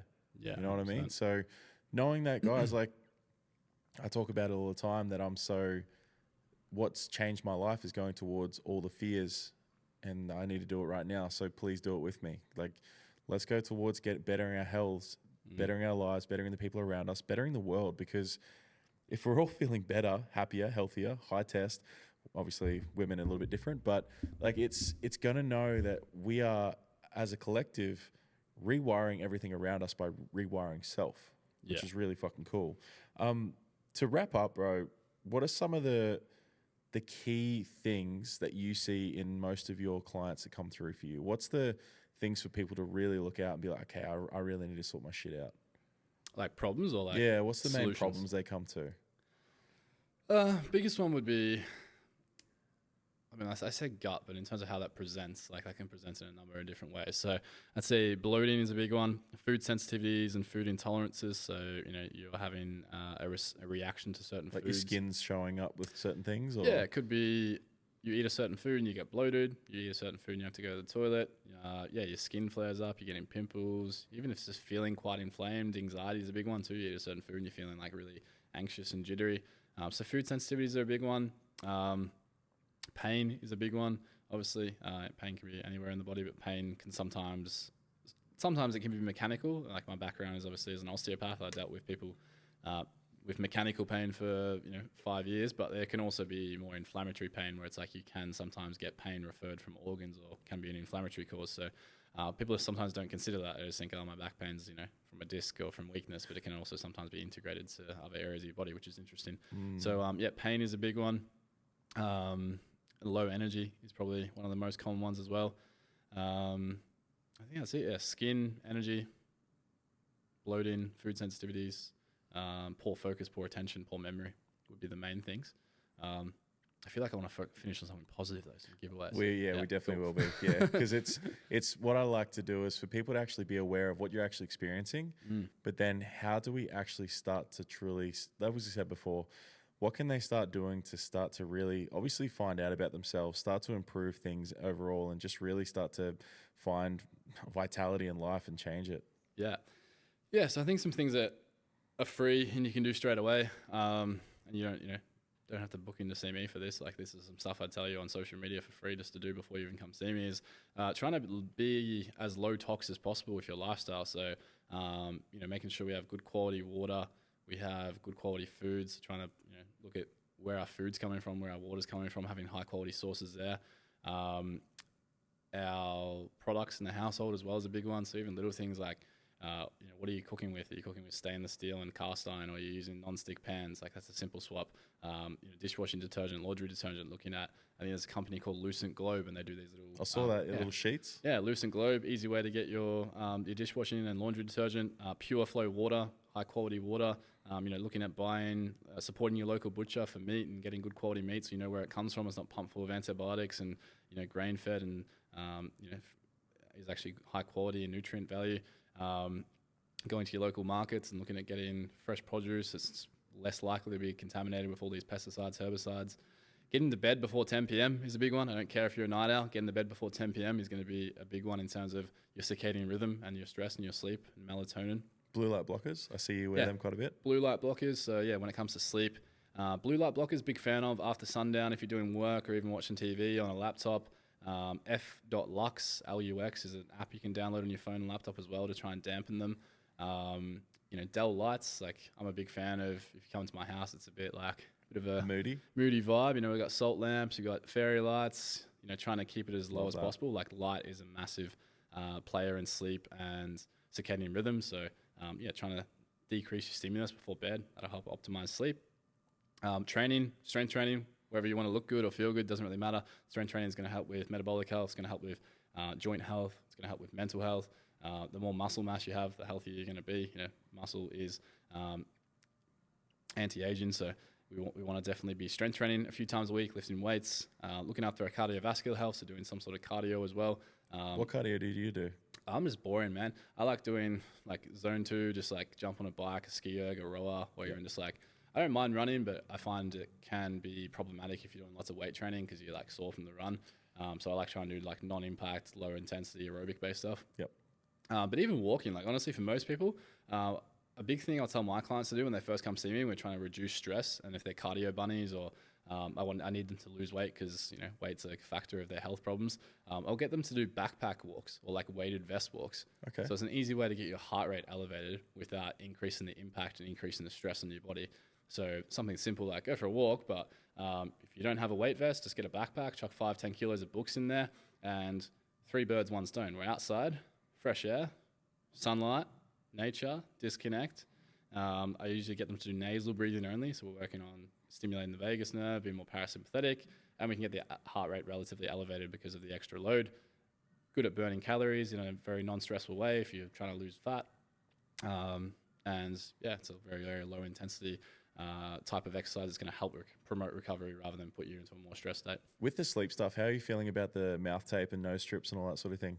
Yeah, I think it's great. I think the mouth tape's good. I think in general, breathing through your nose rather than your mouth is definitely something you should aim for 95% of the time. I've implemented it and it's changed. Like I used to snore like crazy, bro. So that's definitely helped with that. Yeah, it keeps a lot of relationships together as well. Oh yeah. Yeah, I think obviously like being conscious of your breathing through your nose during the day, during activity as well. Like even when my clients do aerobic based activity, I'm like, hey, I want you to do 30 minutes on the rower, but the way we're going to regulate intensity is by breathing through your nose only. Now, obviously, it's different for strength training or anaerobic training, high intensity training, where you just got to get it done. The priority is obviously speed or etc. But if we're trying to build our cardiovascular system, our capacity, and we want to work on the aerobic system, we've gone on massive tangents now, but it's like, this is beautiful, bro. There's so much info. Breathing through your nose is definitely going to have more benefit in terms of regulating heart rate and supporting those adaptations that we want from an aerobic perspective. So, yeah, aerobic conditioning is going to be something that will definitely help with improving health, and every single business owner, every single person should be doing some sort of aerobic conditioning in their life. I think the whole like fuck cardio, anti-cardio is like, well, do you want to die 10 years earlier? Like, because that's like, it's the dumbest comment I've ever heard. Like you don't have to be doing CrossFit and going to, you know, some of these gyms in Gold Coast where you're getting thrashed on a Saturday morning. It's like, do that for fun every now and then. But if you just want peak performance, lift weights 3 to 4 days a week, lift heavy, lower rep ranges, full rest periods, compound movements, get strong, and then, you know, 150 minutes to 180 minutes a week of some low intensity aerobic based conditioning for your cardiovascular system. How do you feel about boxing? Great. Cool. Breathe through your nose. Yeah. But yeah, it might be a bit harder, especially if you're getting punched in the nose a lot. But yeah, no, boxing's great, man. I think, yeah, probably a conversation for another day with aerobics and specifics, but yeah, boxing's great.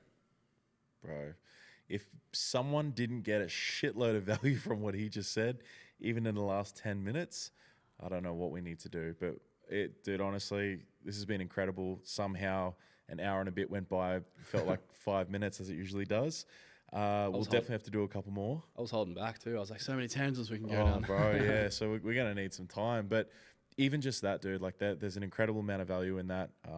Is there something that you want to leave for the listener, whether it's like where they can find you, maybe like something that's helped you the most? Maybe there's a quote you read lately or a book. What's actually lit you up lately? I'm not super philosophical, but I mean, the thing that lights me up mainly is my work and a few projects in particular coming up that are quite exciting that I feel like is going to allow me to help more people, especially a lot of the listeners who, you know, as we talked about the money side of things. And I think something for me in the last 12 months, naturally, as you're growing, you know, you're charging more for your service. It becomes a little bit less accessible for a lot of people. So I have been working on something in the last few months, particularly to have a lower ticket item, which is going to help more people. And for me, I don't care about the money. I think money is a byproduct of value, and also, you know, how much money you make is a direct correlation of the complexity of the problem that you solve. Correct. Yeah. So my goal has always been help as many people as I can solve more complex problems that no one else can solve. And if I do that, I'm going to help more people. I'm going to create more impact. And at the same time, you know, awesome. I'm going to be able to, you know, get paid and, you know, have the freedom, autonomy that I want. So yeah, for me, that's super exciting because I've always wanted to create something that's going to be able to help the masses and not just, you know, as much as I love working with business owners, it's like I don't just want to help people who have money and are rich. I want to be able to help, you know, John and Jane and people who, you know, 95% of people who can't afford to get the help, and that's why they're stuck in this position. So that's probably what lights me up right now, man, is like having something where it's like, yeah, high level healthcare that's not going to cost an arm and leg, where those people who currently aren't getting heard, currently aren't getting the help they need, can get access to it. I love that, bro. That's why I do the podcast. because getting people access to people like yourself. I know you've got a big heart. I felt that when I first met you at Cody's event, and I've seen it in your content and what you do and how you show up. So I really want to thank you for what you do and just the passion you put into it, because it's felt, it's seen, and these are the people we fucking need. Like, we don't have enough of us.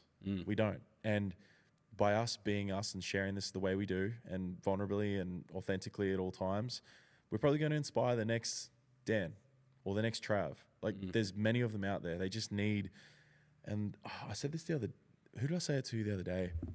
Shout out to Nerida.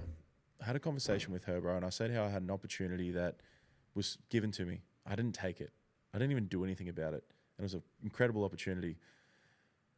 And the bullshit unconscious words I was coming out was with like, oh, I was just lazy, but there was fear beneath it. And she said, how dare you let that get in the way? How dare you let your own shit get in the way of potentially saving someone's life? How dare you let your own shit, your own fear, your own whatever it is, get in the way of you showing up and doing that speech that you were offered at that team or whatever it might have been, and potentially it landing for a young man that needed you to give your words, your wisdom, the things you've been through, to help inspire him that it's okay, that he can fucking make it through what he's going through. He can be better to his wife. He can be better to his kids. He can do all the things that he knows he can. He just needed to hear it from someone that's relatable to him or she, so. Never thought of it that way, yeah. Oh, dude, it hit me like a ton of bricks. I felt personally attacked there. I'm like, yeah, shit, how many times have I been a bit too nice or let things go? And it's like, yeah, your own shit gets in the way of like calling someone out or actually holding them to a standard because you don't want to offend them. But I'm like, looking back on it, you're like, yeah, you're not smelling snake oil. You're trying to generally change someone's life. And if it means you got to be a bit of an arsehole and give tough love sometimes, it's like I always say this, like, yeah, it's not my job for my clients to like me. It's my job to help them. I would love if they love me at the same time. And 9 times out of 10 they do. But I think, yeah, it's like the whole role of a leader. Sometimes people won't like you and you got to be okay with that if it means you're in alignment with the mission. Oh, dude, it's so relevant for me. That's what I went through this week was first client in ages that wasn't happy with their outcome. Now, there's more to it, obviously, but I took full responsibility. Yeah. Because I can sit there and go, I didn't do what I asked him to do. So you should have fucking asked him to do it. You should have doubled down and be like, dude, why aren't you doing the things? Yeah. What's the fear or the procrastination? What is it beneath it? Not doing the tasks. Yeah. Maybe his gut health was fucked and he couldn't focus. Yeah. You know what I mean? So I'll take full responsibility and know that maybe he needed to hate me for a little bit too, to have the growth and the realization that was beneath all that too.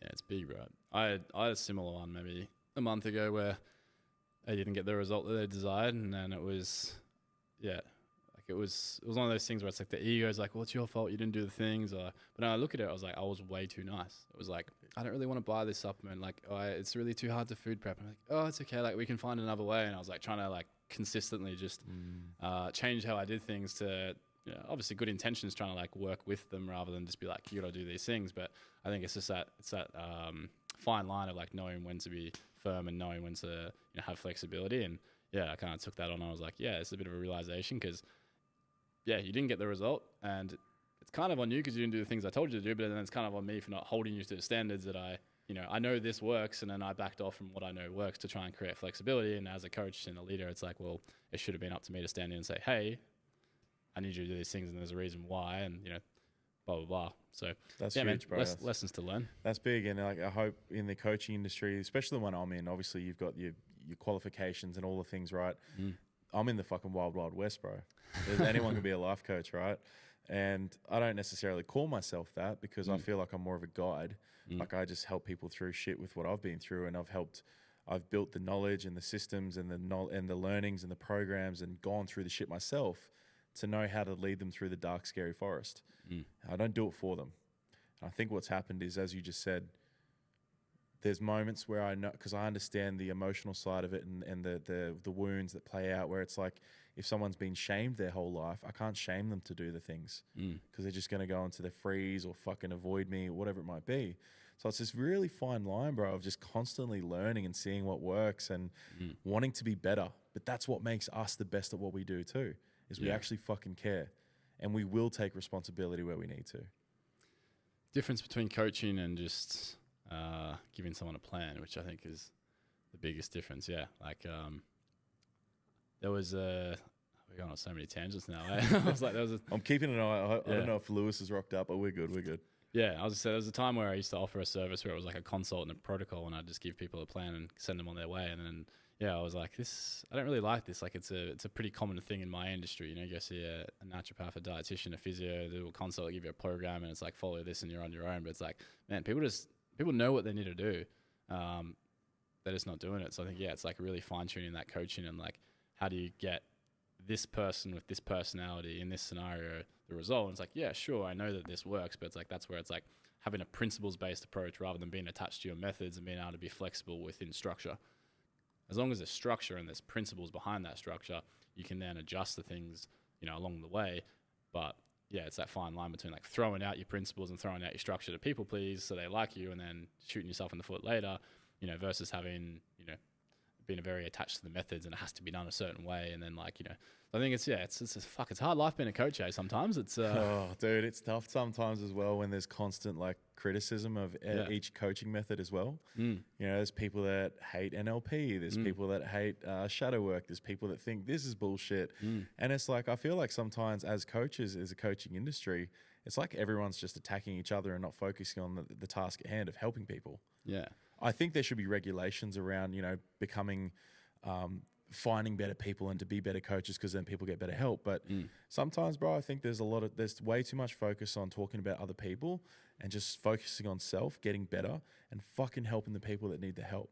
Bro, I'm going to tag you on a post I did like 2 months ago. It was literally the exact same thing you just said. I was like, I'd hate to be someone that's struggling with a chronic disease or chronic pain in 2024, because you jump on social media and it's like, this guy saying, there's just two experts saying conflicting things, both tearing each other down. And it's like, I think I said something along the lines of like, do you care more about being right or do you care more about helping people? Like, is your intention to help as many people as possible, and therefore you're happy to drop your ego and drop that, maybe that guy doesn't use your method, but he's getting amazing results and you can be okay with that, versus like your main priority being like, I think there's a lot of people out there who are very selfish driven too, and it's like they put the mask of wanting to help people, but it's really like they're trying to pump their own reputation, their own ego, and that's the people that tear the other people down. Because it's like, well, if you were truly doing this for the people and you wanted to collaborate, you wouldn't care that we have slightly different methods, because you know that if we collaborated, we're going to create more good for the masses. And that's where I always look at like, who can I collaborate with and how can I collaborate with someone? No one's ever competition. Every single person I see is a potential to collaborate and elevate, versus you really start to see when you reach out to some of those people when you think they want to collaborate and you ask them a question, then all of a sudden they're like super defensive and like they don't want to do things. Take my like, shit. Yeah, it's like, bro, especially like some people on I know I have a tangent, but the whole conscious community, it's like, I want to help everyone and, elevate consciousness. And then you ask them to do something together and they're like, oh no, bro, they're my people. And you're like, you just said you wanted to increase consciousness for everyone on a mass scale, but you don't want to collaborate. That's it. That's that's a bit conflicting, don't you think? So, I think, you just gotta have good intentions and be pure, and you want to help as many people as possible. Focus on helping rather than being right would be my key takeaway. I love that. How about the human helpers that want to help humans help the humans trying to help humans? Sorry, what? So you and I are human helpers. Yeah. How about we focus on helping each other help the humans we want to help, rather than trying to fucking talk down about the other humans trying to help humans. Ah, yes. Yeah. Right. 100%. So it's like that paradox of like, we're all in this trying to do the same thing. Why the hell are we trying to tear each other down? It makes no fucking sense. But it's competition, right? Competition and ego. People get caught up in competition, ego, I can't, gatekeeping. It's like, I can't share that with you. Like, why? Yeah. Everything's been done before. South Park said it best. Simpsons has already done everything. Right? Yeah. Everything's been done. And I said this in a live talk the other day where it's like, it's hard because I feel like everyone's spewing the same shit. And it's like, well, yeah, that's going to happen now that I think about it, but it's just put your own sauce on it. People listen. People might take something from you that another guy that does the same thing said, but you say it better because they like you better. Yeah. And that's perfect. People buy you and they buy your personality 9 times out of 10. No one's reinvented the wheel. What I speak about, what you speak about, it's like, it's been done. Obviously, there's all the research is out there. It's just it just depends on how much you've read and how you practice and what you actually implement. People just need different sources of information, bro. Yeah. I told my sister the same shit for 2 years. She did nothing. And then I referred her to a female health specialist. And then she was like, oh my God, she told me this, this, and this. I'm like, really? Yeah. Did she?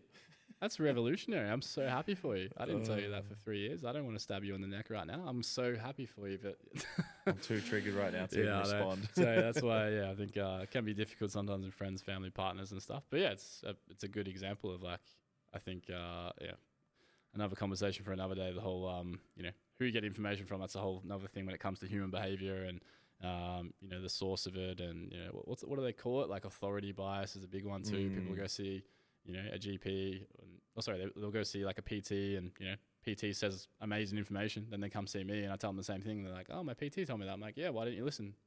Like, why you listen to me? Oh, like you got a degree. I'm like, and there's a lot of guys who have a degree who spread bullshit online as well. You're just taking what they say as gospel because they have a degree. And I think that's another tangent. But yeah, like you got to be careful with what you consume on social media because there is a lot of people in positions of authority who, people scroll and they'll just take their word as gospel because they've got doctor or PhD in their bio and their name, like myself included. Don't take me for anything I say on this podcast. Go research it, look up for yourself. Just because I say it doesn't mean it's true. Like, you gotta be really protective of what you consume. Your brain is your number one asset.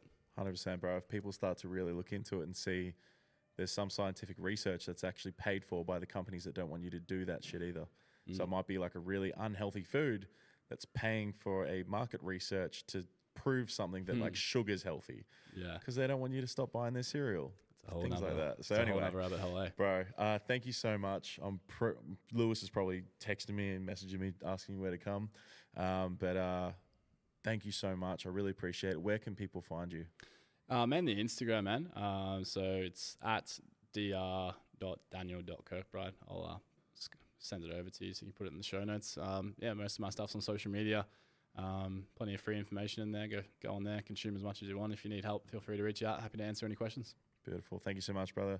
Thank you for listening, guys. Let's all rewire together. Let's all become technicians and let's fucking go. Thank you. Elite. Let's go.